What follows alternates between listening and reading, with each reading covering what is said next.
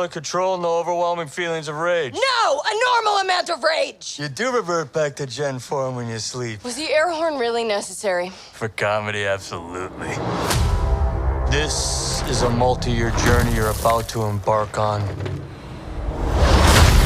Yes. Yeah. Who's your best friend? Mickey.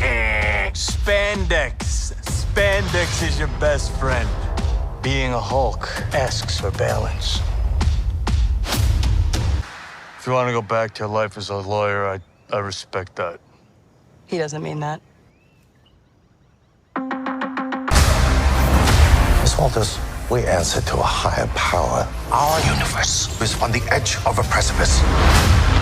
I am a lawyer. We do things by the book. The Book of Ashanti. No, the Book of American laws. You know that friend you had in high school who was way cooler than you were, attractive, got all the attention from everyone? Hello. I think I'm jealous. Is that what I'm feeling?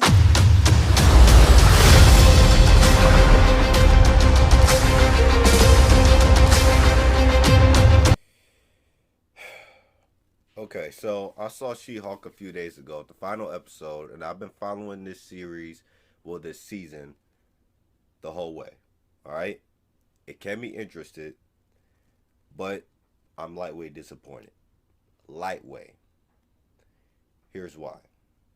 The first episode is the best episode, in my opinion, besides the Daredevil episode. The Daredevil episode, the reason why I say besides the Daredevil episode, because the Daredevil episode was the only episode that had constant action. Now, I mean, I get it. This TV show is not all about action. It's really more about comedy. But the comedy didn't really hit well. It didn't really hit that well. The reason why I say the first episode is the best episode is because why? She got the powers, and Bruce Banner was trying to develop her new powers. Not trying to develop her new powers. Trying to teach her new powers, her ticks and tricks and nicks and nacks and all that stuff. But she caught on very quickly. And then after that episode, that was it. That was it. The way how she got the powers is that they got into a car accident. Of course, they got some little cuts and bruises. Bruce Banner's blood got into Jen's blood, body system, whatever. And then that's how she became She-Hulk. But in the comics, this is what they told me. In the comics, they said, hey, Jen has a disease. She's dying. All the way you can save her is if Bruce Banner gives her blood. That's how she became She-Hulk. I wish they would have stuck with that. And then Bruce Banner would have taught her how to develop these new powers. You know? But after that episode, it kept me interested, but it was gone. It was gone. Like, I know introducing a new character has to have character development, but it felt like it was too much character development. Why? Because it was focusing too much on Jen's personal problems instead of her superpower problems. Okay? It didn't really... It's supposed to... When you introduce a new superhero, you're supposed to tell us how the superhero is developing these new powers, with how she's developing these problems, how she's developing these powers while she's going through these problems. But on here, she already developed the powers. She's just going through life problems. That's what I'm trying to say. She's already developed the powers, no problem. It's just she's just going through life problems. And when you introduce a new superhero, you're supposed to tell us how she's developing these new powers while she's going through problems. That's how you do it. But even though that's how all superhero things is, they just try something new. I get it, but there's a certain way how you do things. It's a certain new way how you do things. This didn't really work for me. Didn't really. Overall, it wasn't a bad show. It wasn't a bad show. This show, like I said, it kept me interested. I had some laughs here and there, but it kept it kept me interested to the next episode, to the next episode, to the next episode, until we finally reached the finale, which was absolute, excuse my language, bullshit. The finale wasn't that good to me, yo. I did not like the finale. I mean, what was that? What was that? I mean, the way how it built up to the finale, how she got exposed and then she had sex with one dude and she stole his blood. How you have sex with somebody and you steal their blood? I'm still trying to think about that. But anyways, dude stole her blood. Dude gave the blood to the creator of the She-Hulk Association, whatever the hell it's called, and he got the powers, wherever the hell he got the powers and stuff. Okay, I thought that was cool, but at the same time, they made it corny. They made him a little corny, at least make him look a little badass. But the build-up was good.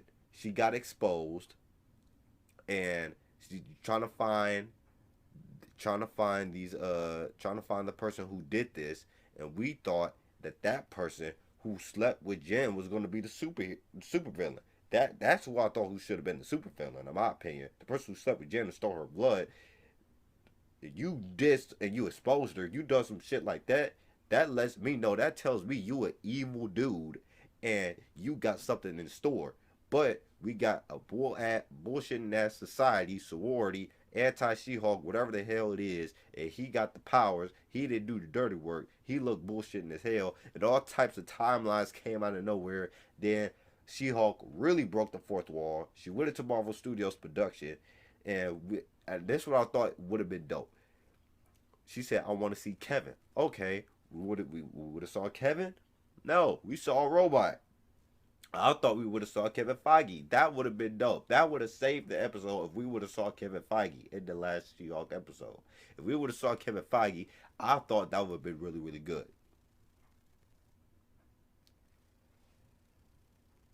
But now I know why he didn't show up. Because he ain't going to show up in a bullshitting episode like that. Alright? So, out of rate this TV show, I rate TV shows out of 1 out of 5, movies 1 out of 10, short horror films 1 out of 5. If I rate this TV show out of 1 out of 5, I give this a solid 3. Solid 3. 1, it kept me interested. I stuck with it the whole way through. First episode and the 8th episode was good, but lightweight disappointed. The finale was bull. I wanted to give it a 2.5, but I'll give it a 3 because I'm nice. Okay? That's it. And I know this is a little bit off topic, but Moon Knight. I started watching Moon Knight, but I couldn't get into it, yo. I couldn't get into it. Like, it was too much stuff happening, and I need a little bit of help. I did. But comment down below if y'all want me to watch Moon Knight. Alright? And another thing. Mrs. Marvel. I watched the full season of Mrs. Marvel, but I didn't do a review on it. I wanted to do a review on it, but at the same time, I didn't because I was like, I don't think it would have been, I won't say worth a review. It's just, it was good for what it was, and I just left it at that. But comment down below if y'all want me to do a review on Mrs. Marvel. But She-Hulk, I give this 3 out of 5. Alright? Post comments down below and let me know what you guys think about this TV show review of season 1 of She-Hulk, Attorney at Law. Please do like, subscribe, and share. My book, The Prodigy, is out on Amazon Kindle right now. Look at the description down below. I'll see you guys next time. God bless. Oh, yeah. yeah.